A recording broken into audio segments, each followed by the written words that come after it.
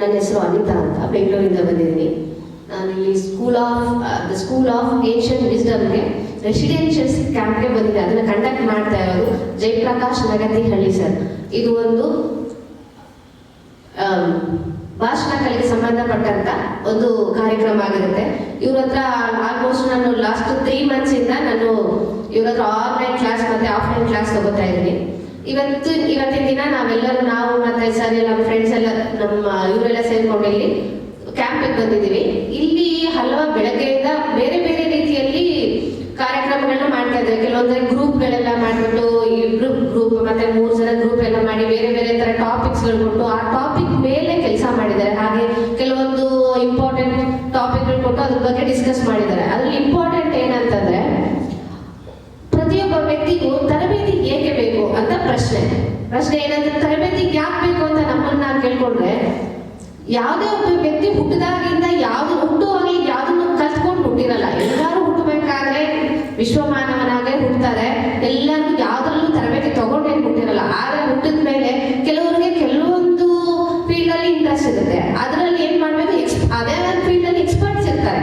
ಆ ಎಕ್ಸ್ಪರ್ಟ್ಗಳ ಮಾರ್ಗದರ್ಶನ ತಗೊಂಡು ನಾವು ಅದರಲ್ಲಿ ತರಬೇತಿ ತಗೊಂಡಾಗ ನಮ್ಗೆ ಅತ್ಯುತ್ತಮವಾಗಿ ಪರಿಣಾಮ ಬೀರುತ್ತೆ, ಒಳ್ಳೆ ರಿಸಲ್ಟ್ ಸಿಗುತ್ತೆ ಅಂತ ಹೇಳಕ್ ಇಷ್ಟಪಡ್ತೀನಿ. ಇವಾಗ ನಾವು ಒಂದು ಭಾಷಣ ಕಲೆ ಬಗ್ಗೆ ಏನೋ ತಿಳ್ಕೊಬೇಕಂತ ಅನ್ಕೊಂಡಿದೀವಿ. ನಾವು ಅತ್ಯುತ್ತಮ ವ್ಯಕ್ತಿ ಯಾರು ಎಕ್ಸ್ಪರ್ಟ್ ಅಂತ ನಾವು ಸರ್ಚ್ ಮಾಡ್ಬೇಕಾದ್ರೆ ನಮಗ್ ಸಿಕ್ಕಿದ್ದು ಜಯಪ್ರಕಾಶ್ ಸರ್ ನಾಗತಿ. ಸೊ ಹಾಗಾಗಿ ನಾವು ಇವ್ರನ್ನ ಚೂಸ್ ಮಾಡ್ಕೊಂಡು ಇವತ್ತು ಈ ಸ್ಕೂಲ್ ಆಫ್ ಏನ್ಷಿಯಂಟ್ ವಿಸ್ಡಮ್ ಬಂದಿದ್ದೀವಿ.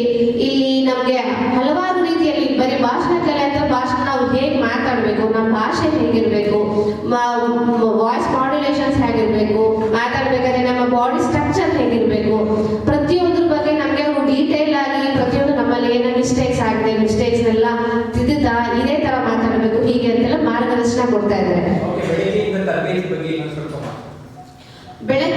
ಬೆಳಗ್ಗೆ ನಾವು ಆಲ್ಮೋಸ್ಟ್ ಟಿಫನ್ ಮಾಡ್ಕೊಂಡು 10 ಗಂಟೆಗೆಲ್ಲ ನಾವು ಬಂದು ಕ್ಯಾಂಪಿಗೆ ಸೇರ್ಕೊಂಡ್ವಿ. ಬಂದಾಗಿಂದ ಅವರು ಒಂದೊಂದು ಯುನೀಕ್ ಆಗಿರುವಂತ ಒಂದೊಂದು ಟಾಪಿಕ್ ಕೊಡ್ತಾ ಹೋಗ್ತಾರೆ. ಅವ್ರಿಗೂ ಐಡಿಯಾ ಇರಲ್ಲ ಏನಂತ, ಹೊಸದಾಗಿ ಅವರೇ ಒಂದು ಯುನೀಕ್ ಆಗದ ಒಂದು ಟಾಪಿಕ್ ಅಲ್ಲಿ ಕೊಡ್ತಾರೆ. ಅದ್ರ ಬಗ್ಗೆ ನಮ್ಗಳ ಜೊತೆ ಡಿಸ್ಕಸ್ ಮಾಡಿಸ್ತಾರೆ.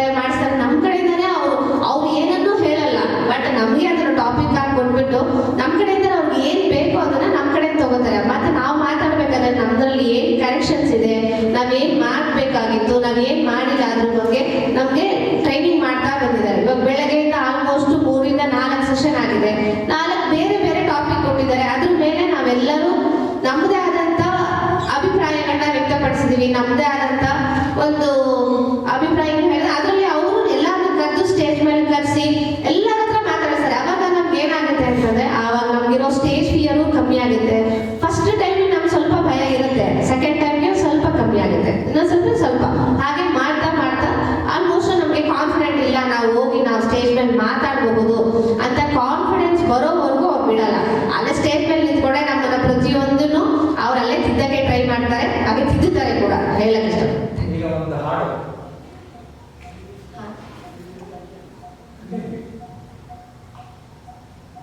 ನನಗೆ ದೇವ್ರ ಭಕ್ತಿಗಿದ್ದೇನೆ.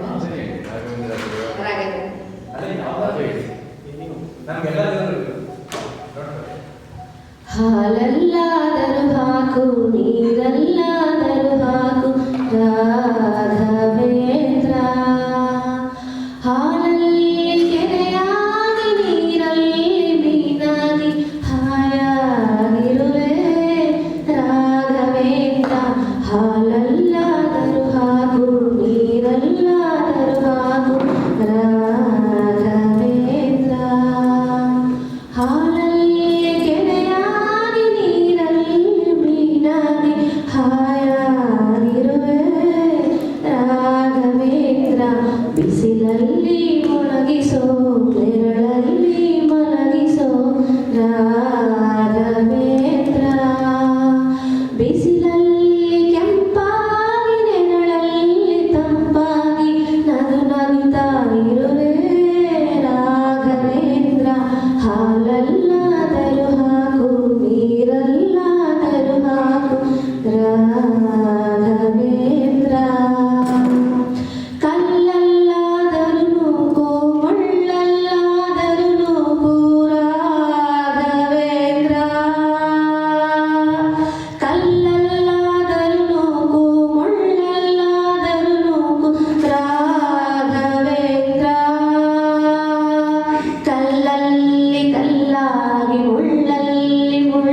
ಆಗಿ